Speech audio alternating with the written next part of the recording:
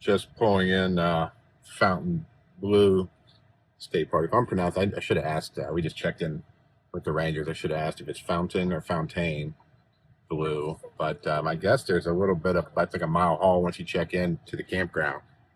And yeah, everyone was really nice. Beautiful day. Park looks great. The entrance, and they have a couple brick buildings coming through, look really pretty. And looking forward to our stay.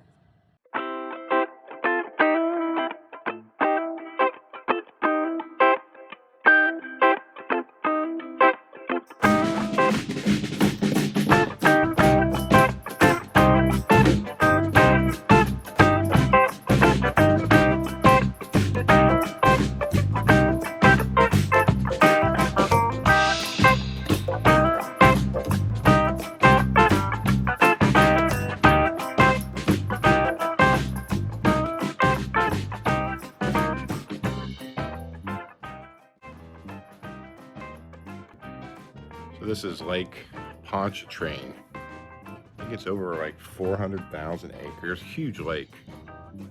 There's the bridge we went over yesterday, 23-mile bridge. Really crazy. Crystal clear water too. Really pretty lake. All right, we're just pulling out of Buccaneer State Park here in Mississippi. Had a great little stay, but we are heading one state west, heading to Louisiana for our first stop, and Fontainebleau State Park, just north of New Orleans. Looks like another great spot. Beautiful day, not a cloud in the sky. It's finally warming up into the high 60s. So looking forward to all of that together. So the park spans about 2,800 acres along the shore of Lake Pontchartrain, southeast of Mandeville, on the highway 1089. I think it's about 30 to 40 minutes from New Orleans, and provides stunning views, especially at sunset over the lake. Really pretty place. There are 96, I believe, premium pull-through campsites with full hookups, water, electric, and sewer. I think priced somewhere between $33 and $50, depending on the season. And us being here in February, we had a back-end site, and we only paid, I think, about $33 per night. So pretty good price. The campground is divided into two separate areas. They got the north and the south campground with the recent upgrades as of late 2024. To many of the sites getting full hookups, so there's been some renovations. I think our site was one of those. I do still think there's some primitive camping as well, though, if that's your thing and you're preferring.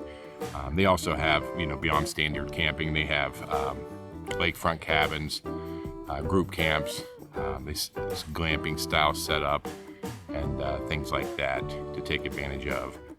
They got a sandy beach area over here on Lake Pontchartrain. There's a splash pad, fishing pier, marsh boardwalk, hiking and nature trails, biking. I think there's a 28-mile the Tammany Trace trail, if I'm pronouncing that correctly, runs nearby right through the front of the park. There's a stop sign when you come in and going. Yeah, great kind of an all-purpose trail there. And then, of course, just like with most of these state parks, there's an abundance of wildlife, over 400 species of birds and other animals. Park is known for its birding and cypress trees and marshes, things like that. And they've got playgrounds, picnic areas, day use facilities, so not just for the campers. I think the entrance fee for the day users was $3 per person, I believe. But yeah, the park's open year-round, and it's pet-friendly as long as your animals are on a leash.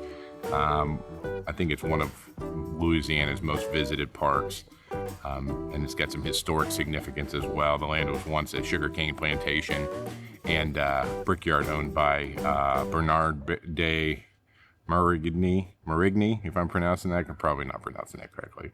But he was the founder of Mandeville, the city. And there's still some ruins. I'll get into that here in a little bit. But we came here, this is our first stop in Louisiana. We came from Mississippi. We pulled into Fontainebleau State Park. I'm sure I'm mispronouncing that. Some of the people were saying Fontainebleau. How it's spelled, it looks like it's Fontainebleau. But I think with it being the French, they would say it a little bit different. But we pulled in, checked in. Rangers are really, really nice. They have really pretty brickwork too. When you pull in, there's a wall, and the signage is right there, of course. And then there's a couple different buildings, but really pretty bricks buildings. And then you have a little bit of a drive. I don't know if it was quite a mile in, but a little bit of a drive in to get to the campground. I mentioned our site was a concrete pad, which was nice. It was kind of elevated up, and there was a little bit of lower ground around us, and they had just got a pretty big storm the nights before we got there that was still wet down there, but our pad was obviously completely dry. And but not many trees, and that we picked this site by design because some of them were more wooded. We want to get as fast of Starlink speeds as possible, so we generally try to ask for sites with no shade, and this one was wide open. And we were also just right across the street from the shower house / laundry facility. They had more of these throughout the campground in the different sections, but we were right across to one for our loop. And oh yeah, and there was also there was a dumpster directly across our site. I think we were site 56. In the heat of the summer, we probably wouldn't want to be there with all the smells coming from the dumpster, but colder in February weather, it wasn't bad, or we didn't smell it at all, I should say. So it was convenient to be able to take our trash out directly across the street and handle those things, which was nice. And then they had a handful of other different sites, some older looking pavement, but they had a lot of them that were pull through, at least like a small little loop pull through, but some of them larger than others, and you could get some bigger rigs in there, I would say. And I think some of them in the back didn't have any hookups at all. There were some tent campers and some, but there were people with RVs just boondocking it in those sites as well. They did have, this place was pretty loud at night with some of the frogs in the park.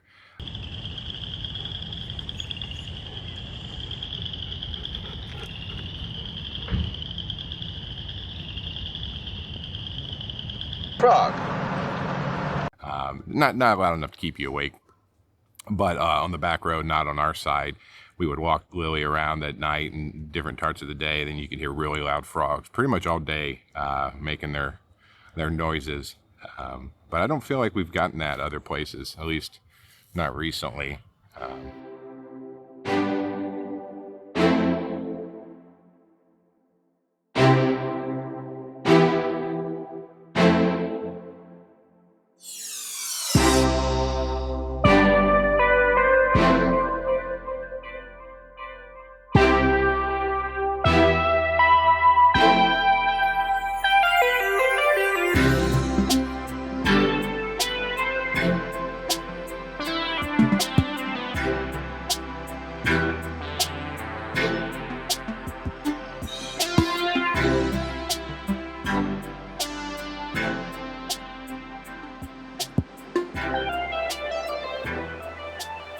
We were able to take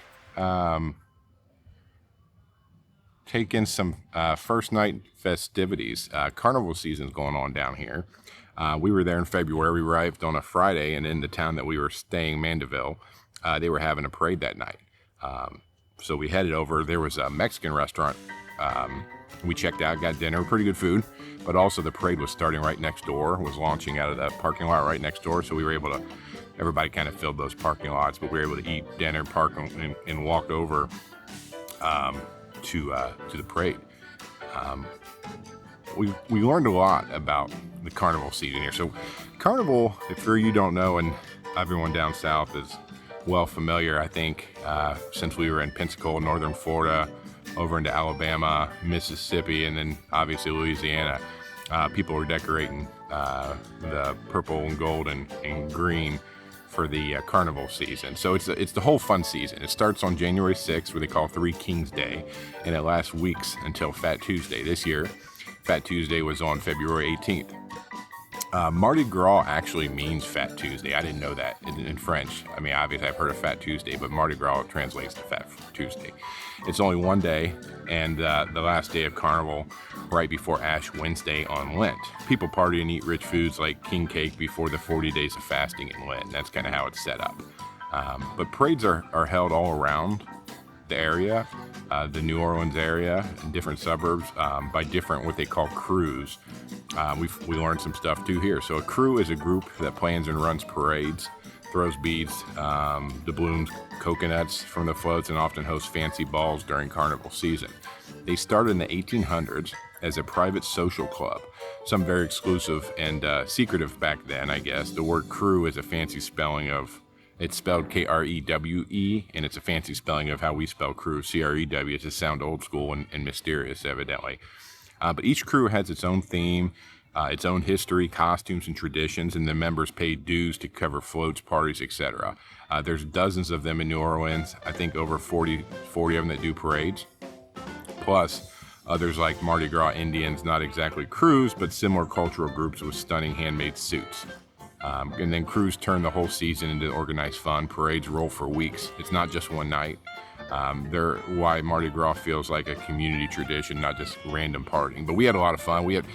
I grew up just thinking Mardi Gras was a big party down on Bourbon Street. Didn't realize it was this month-long or so event and carnival season. So we learned a lot about it. And the stuff that they throw from the floats, these crews, is awesome. I mean, it's not just like candy, but we would have some parades back home. I mean, they're throwing all kinds of goodies and stuffed animals, hula hoops. Obviously, they have beads, footballs, anything you can think of. These floats were just lined with storage. And anyway, pretty cool. Pretty cool. Being down here from carnival season was really eye-opening with us being from up north. You know, like I said, we thought it was just kind of a crazy party. Didn't realize how big of a deal it was down here. Not just, like I said, in Louisiana, but the South. We saw decorations all over the place, but fun times. Pretty cool. But this state park, beautiful place. They have beautiful trees all throughout. Southern live oaks covered in Spanish moss everywhere. Huge trees, too. Some very, very large trees. There was large open areas outside the campground, large picnic areas, and wide open. It was really cool. You could ride your bikes or walk or drive. There's parking lots everywhere. But I think for a lot of the day use, there's a lot of different options. And I mentioned that this sits on Lake Pontchartrain. So it's directly on it, the lake, the north side of the lake, I should say. And the park's connected. Then Lake Pontchartrain is humongous. It has a large pier that runs into the lake from the north side where the park sits, of course. Lake Pontchartrain, it's a large body of water in southern Louisiana, right? Near, kind of between New Orleans and where we were at the state park. But it's more like a brackish estuary, I guess. It's a mix of fresh and salt water. Not like a normal lake because it connects to the Gulf of Mexico.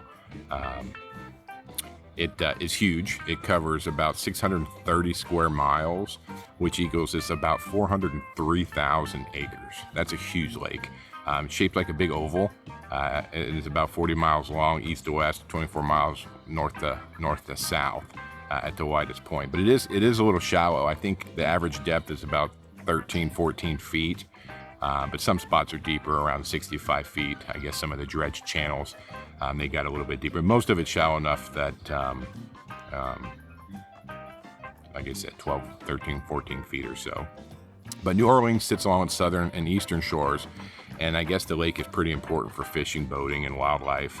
And sometimes alligators near the edge. We didn't see any in the lake. I know gators don't love the salty water as much, but we didn't see any out. So this lake has a bridge essentially that runs down the middle of it. They call it the famous Lake Pontchartrain Causeway. Parallel bridges that cross the lake from New Orleans to the North Shore where we were in the Mandeville area. The longer bridge is about 23, almost 24 miles, making the causeway the world's longest continuous bridge over water in the continuous span category per the Guinness records. It is long. It has two spans, one opened in 1956 and the other in 1969. Driving across the lake takes about 30 minutes at normal speed. Now it is a toll bridge. Usually pay when you're heading south.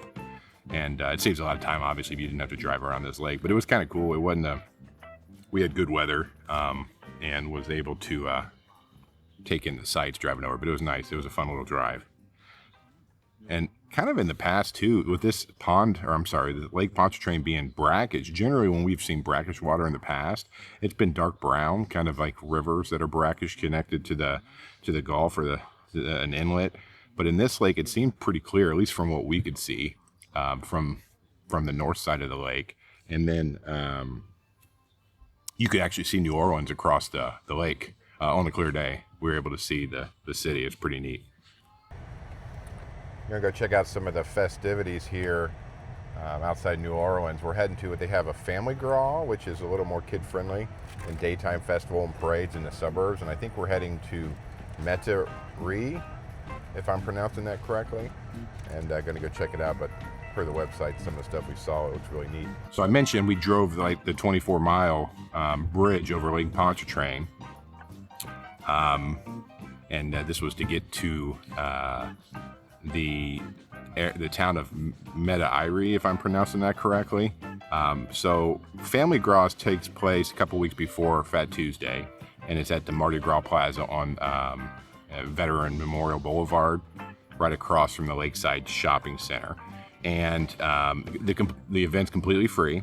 They no admission. They have concerts. You know, you can stay for the parades later, family activities, things like that. But they did have some pretty big names. We got to see Gin Blossoms play a little bit. We weren't there the whole time and didn't close it down or anything. But they had Lady A, Gin Blossoms, Uncle Cracker, Herman's Hermits, and some other bands that were playing on the big stage there for free, which was cool. They have Mardi Gras parades at night by the festival site. And they had some kids games and some different things. I think they might have had face painting. They had some beer tents and some food. But kind of cool little thing. We got to see the parades in Mandeville, so we didn't end up hanging out for the night parades there, but I have a suspicion they were pretty good as well. But yeah, check out Family Gras. It's a little kind of designed as a low-key for all ages to kick off the carnival season. Perfect for families who want to avoid, you know, the New Orleans proper area. I've been to Bourbon Street, but I wouldn't generally take my son down there for sure. Don't forget to like and subscribe. So another carnival tradition that my family was not familiar with is the king cake, right? So we went to a local bakery. We had to pick up a king cake. There's all different types and styles, flavors. It's kind of like a sweet ring-shaped pastry, soft, often swirled with cinnamon, topped with icing, purple and green, gold sprinkles, Mardi Gras colors. The ring shape is supposed to look like a king's crown, honoring the three wise men, the kings from the Bible who visited baby Jesus. This is kind of the history. It's eaten from January 6th, the Epiphany or King's Day, all the way to Mardi Gras or Fat Tuesday. So January 6th through February 17th, I believe. I'm not sure if I said it was the 18th or the 17th, but it's Tuesday the 17th. It's Fat Tuesday this year. And a tiny plastic baby is actually hidden inside most of them. Some of them, I guess, don't do that, or you get your own baby, but it's supposed to symbolize or stand for baby Jesus, and whoever gets the piece with their king cake with the baby in it, they have good luck. That's good. What do you think about the king cake? It's good. Also, I have an idea to know which area is going to have the baby. The heaviest area has the baby. Yours heavy? No, mine's as light as it should be. But if it's even a little bit off, I can say that has a baby in it. And then find the baby makes you the king or queen for the day. And I guess traditions say you have to buy or bring the next king cake or keep the party going, kind of a thing. But long ago, evidently, people hid a bean, even a coin or a small porcelain figure instead of plastic. I don't think the baby became popular until the 1950s in some of the New Orleans bakeries. And many bakeries now will sell you the baby separate, so you hide it yourself. I guess a little safer than just baking it in. Yeah, it was pretty cool. The Mardi Gras colors, if you don't know, they actually mean something. We learned that too. So purple stands for justice, green stands for faith, and then gold stands for power. And king cakes are all decorated up like that. Yeah, fun stuff. We get this, timing down here and being able to experience the carnival season. There was a lot to learn, but it was fun. But the park itself, back to the park, I should say. Good bike riding. We had good weather, I think, the whole time we were there. It's large, so the park's spread out enough that you can ride through the campground. You can ride out in the open day use areas. There's plenty of things to do. We rode over to the large playground area near the lake, which pretty big playground. Large area. We played there for a while, and then they had a splash pad on site, but unfortunately, with this being in February, Louisiana, they had that closed for this season. But cool option. I mean, that the state park has that as something that the kids can play in. Pretty cool for the summer. We rode our bikes over to that pier on Lake Pontchartrain. Tried to find some sea life. The water was super clear, as I mentioned, so we could see down from the pier, of course. We did find some small schools of fish. We did find a handful of different crabs kind of running around, but nothing much larger than that.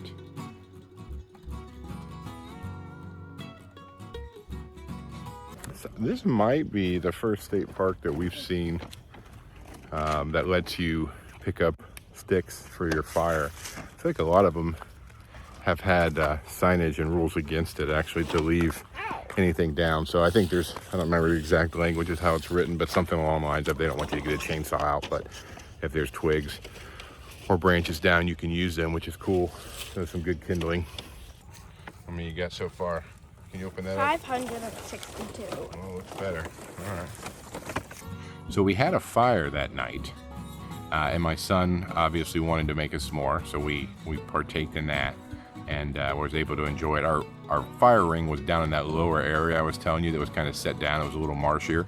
It was drying out while we were there, but it was a little more damper than some of the other areas of the park just because it was a low line. So I wish it was a little higher up, but we were able to make it work. And then, like I said, our site was just across the street from laundry and shower bathhouses. Laundry was good. I think we did a load or two maybe, and I think it was only about $1.75 per machine. They had 2 units, 2 washers and 2 dryers there. I think you could use the app. They have a lot of these parks down here. Some of them you can just tap to pay, but some of them have an actual app they use, and you upload money onto it, and you can use it or they take quarters. So when we can use an app or our phone, we usually will prefer to do that and save the quarters for some of the places that don't have that. But the bathhouses were there. They were fine. They had hot water. I don't think it was super hot, but it was hot. That's right. This one, I think, was the push button system. So you can't control the temp. There's a shower head you walk in, and then there's just a metal button you push in. You can't control the temp. You can't control the pressure. And I think it lets it run for 30 or 60 seconds, and you have to push the button again or stay on top of it. But it wasn't cold.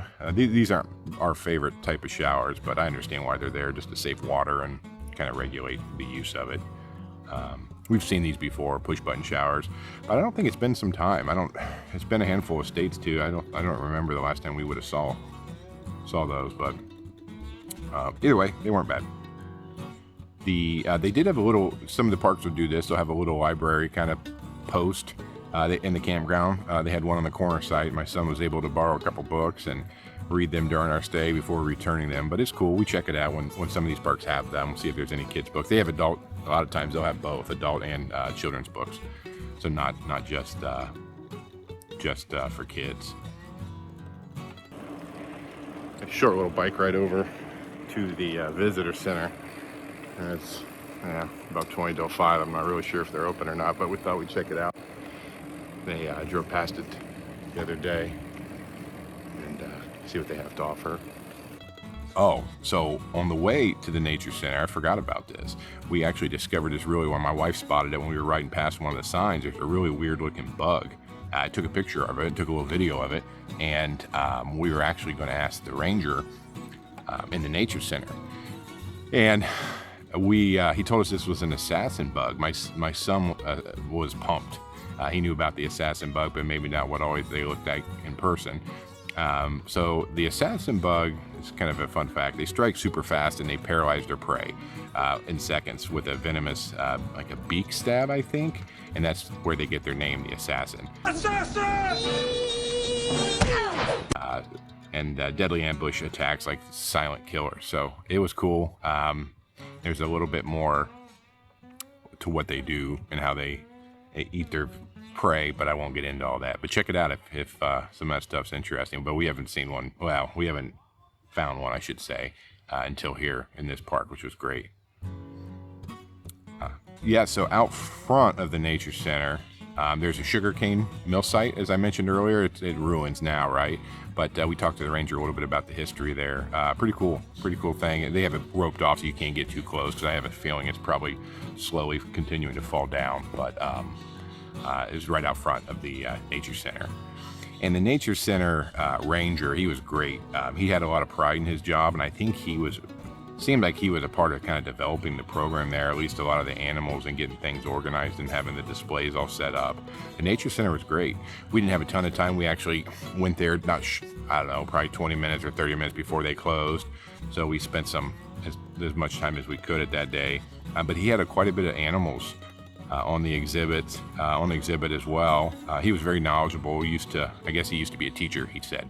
And he was really good with kids, and great with handling my son's questions, but great ranger. We've run into a lot of great rangers kind of on our journey, and some just stand out more than others, but really nice guy and informative.